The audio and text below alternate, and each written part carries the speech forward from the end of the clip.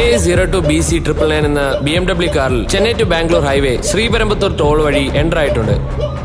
വേറെ ഒരു ടോളിലും എക്സിറ്റ് ആയിട്ടും ഇല്ല. വണ്ടി ഇപ്പോഴും സിറ്റി ലിമിറ്റിൽ തന്നെ ഉണ്ട് സർ.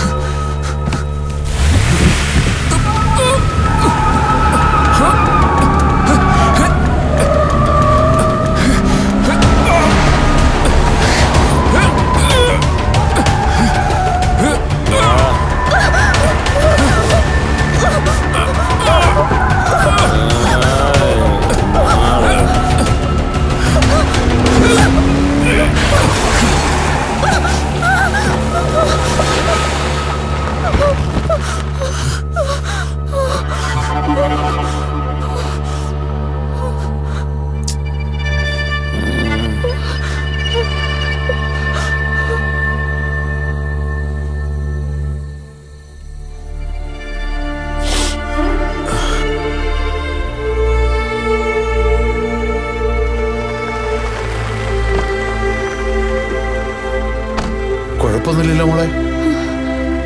സാർ വളരെ നന്ദിയുണ്ട് സാർ. വാ മോളെ. താങ്ക്സ്.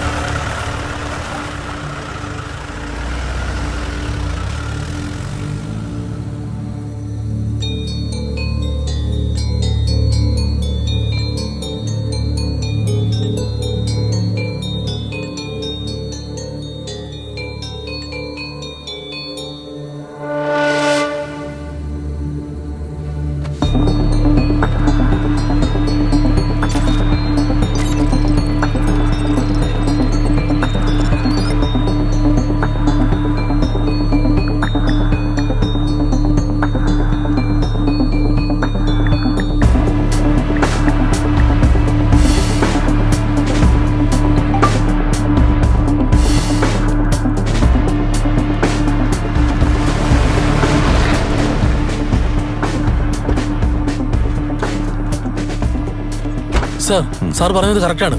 സാർ അയച്ച IP അഡ്രസ്സിന്റെ ലൊക്കേഷൻ ഇതാണ്.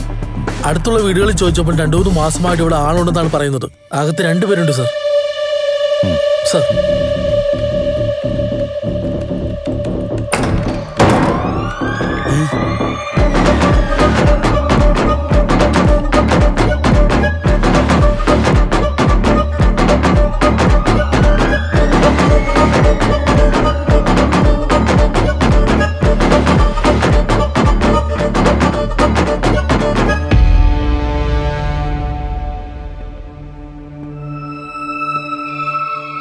നടന്ന കാര്യങ്ങളെല്ലാം ഏതോ സാത്താന്റെ കളിയാണെന്നാണ് ഞാൻ വിചാരിച്ചേ.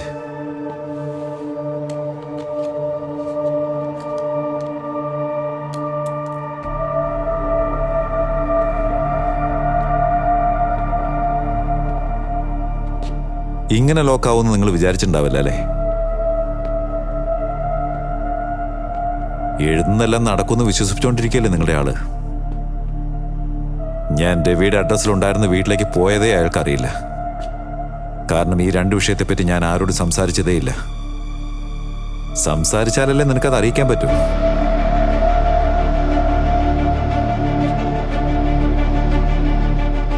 സിദ്ധാർത്ഥ് വെള്ളമടിച്ച് കാർ എങ്ങനെ ഓടിക്കുന്നെന്ന് ഞാൻ വിചാരിച്ചു. പക്ഷെ അത് നിന്റെ കൺട്രോളിൽ തന്നെയായിരുന്നു. നീ ആരാ എന്താ എല്ലാ ബാക്ക്ഗ്രൗണ്ടും എനിക്കറിയാം. ഇനി നടക്കാൻ പോകുന്ന എന്താന്ന് ഞാൻ അങ്ങോട്ട് പറയട്ടെ.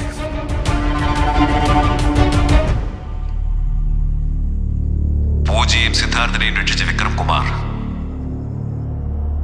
ഇതിന് കാരണക്കാരനായ രവി എൻകൗണ്ടർ ചെയ്ത് കൊന്നുകളഞ്ഞു. ഇതും താനങ്ങോട്ട് എഴുത്.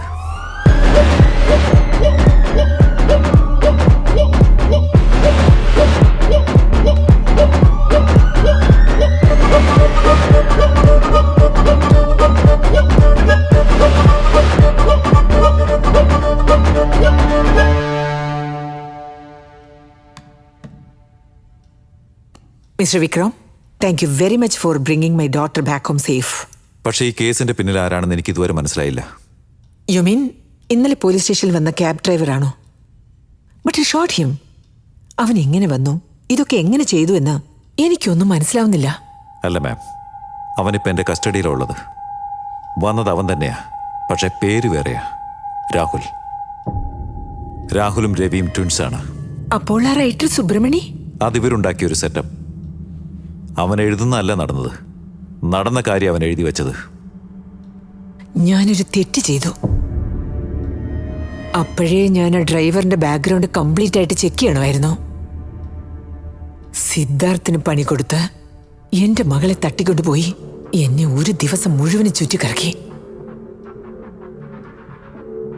All right, it's never too late Vikram. നിങ്ങൾ എനിക്കായി ഒരു ഫൈനൽ ടാസ്ക് ചെയ്യണം. ഇവർ 3 പേര് എപ്പോഴും ഉള്ളത് വരെ എനിക്ക് അപകടം തന്നെയാണ്. സിദ്ധാർത്ഥ്, സുബ്രഹ്മണി, രാഹുൽ, ഈ 3 പേരെ എൻകൗണ്ടർ ചെയ്ത് അടയാളം അറിയാത്തതുപോലെ അവരെ അങ്ങ് നല്ലതുപോലെ ഡിസ്പോസ് ചെയ്യണം. സിദ്ധാർത്ഥിനെ പറ്റി സംസാരിക്കാം, പക്ഷെ അതിനു മുമ്പ് രാഹുലും ആ എഴുത്തുകാരനും ഈ പ്ലാൻ എക്സിക്യൂട്ട് ചെയ്യുക മാത്രമേ ചെയ്തിട്ടുള്ളൂ. പക്ഷേ ഇതിന്റെ പിന്നിലുള്ള മാസ്റ്റർ മൈൻഡ് ഇവരല്ല. അപ്പൊ ആരായിരിക്കും ആ മാസ്റ്റർ മൈൻഡ്? അതിന് നിങ്ങളെല്ലാ സത്യം എന്നോട് തുറന്നു പറയണം. അന്ന് പോലീസ് സ്റ്റേഷനിൽ വെച്ച് ഈ കേസിനെ കുറിച്ച് നിങ്ങൾക്ക് എന്തെങ്കിലും അറിയാമെങ്കിൽ എന്നോട് തുറന്നു പറയണമെന്ന് ഞാൻ പറഞ്ഞല്ലേ? ഞാനതിന് എല്ലാ കാര്യങ്ങളും നിങ്ങളോട് പറഞ്ഞില്ലേ വിക്രം? മാം, ഈ കേസിന് 2 വശങ്ങളുണ്ട്. ഒരു വശത്ത് ഫേക്ക് എൻകൗണ്ടർ, സിദ്ധാർത്ഥിന് പകരം രവി മരിച്ചത്. മറ്റൊരു വശം റേപ്പ് വിക്ടിം. നടന്ന കാര്യങ്ങൾ വെച്ച് ഞാനൊന്ന് ഡീപ്പായിട്ട് തിരഞ്ഞപ്പോൾ എനിക്ക് ആ പഴയ കേസിൽ നിന്ന് ഒരു ചെറിയ ഡീറ്റെയിൽ കിട്ടി. 1 വർഷം മുമ്പ് ആ ഫേക്ക് എൻകൗണ്ടർ നടന്ന അതേ ദിവസം, അതേ നാൾ രാത്രി 7 മണിക്ക് ഹോസ്പിറ്റലിൽ ആ കുട്ടി ക്രിട്ടിക്കൽ കണ്ടീഷൻ തരണം ചെയ്തെന്ന് അറിയിപ്പ് വന്നു. അടുത്ത 40 മിനിറ്റ്സിനുള്ളിൽ ആ കുട്ടി മരിച്ചു പോയെന്ന് ന്യൂസ് വന്നു.